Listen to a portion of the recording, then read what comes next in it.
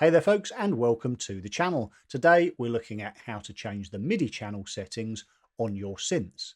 I've made a number of other videos on MIDI that have helped many people. And if you've got any questions on this or any of my other content, then please post them in the comments and I will get back to you to see if I can help. First, we need to take a quick look at what MIDI channels are and how they're used.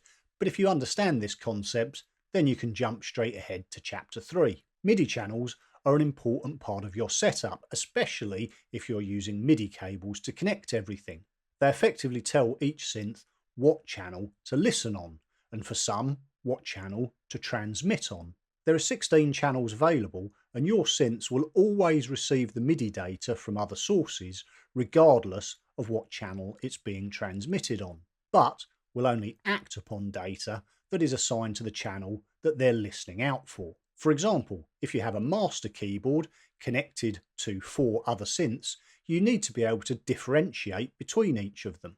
Otherwise, when you press a key on the master keyboard, all the other synths will sound at the same time. Now, this may be what you want, but I suspect not in most cases. So in this example, we've set the 3 synths to channels 1, 2 and 3, and the drum machine on channel 10, which is the default channel for drums. If we set the controller to transmit on channel 1, it will trigger synth 1 only.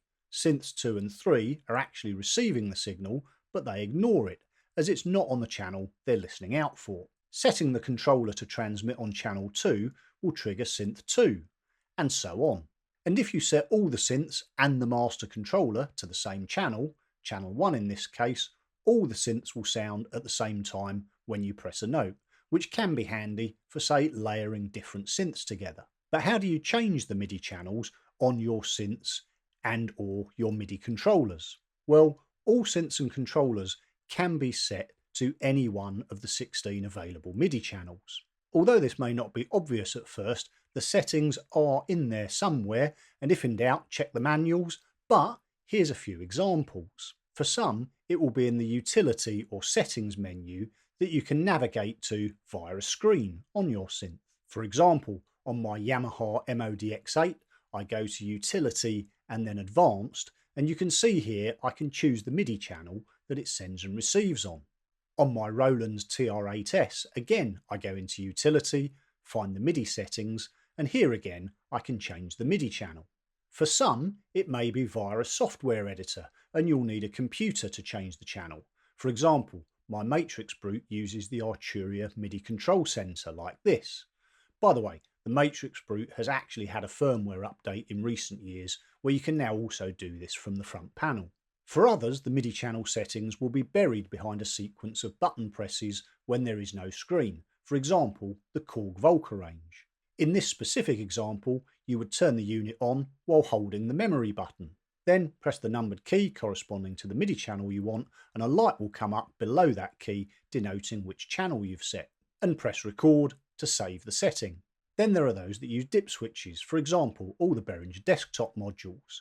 These have 4 switches that can either be in an up or down position, giving 16 combinations in line with the available 16 MIDI channels. Also, on some synths, you can set the receive and send channels separately, which a number of mine have, meaning you can do some cool stuff. For example, my DeepMind doesn't have a sequencer as such, but if I set the receive channel to 3 and the send channel to 4, I can then play a sequence on my DeepMind 12 using the sequencer on my Keystep 37, and at the same time use the DeepMind keyboard to play another synth, for example my Behringer Pro 1, over the top of the sequence. If the DeepMind could only send and receive on the same channel, this wouldn't be possible. Finally, MIDI keyboards and controllers tend to be designed to transmit MIDI rather than receive it, although some do both, and most offer easy options to change channels quickly on the fly without diving into menus.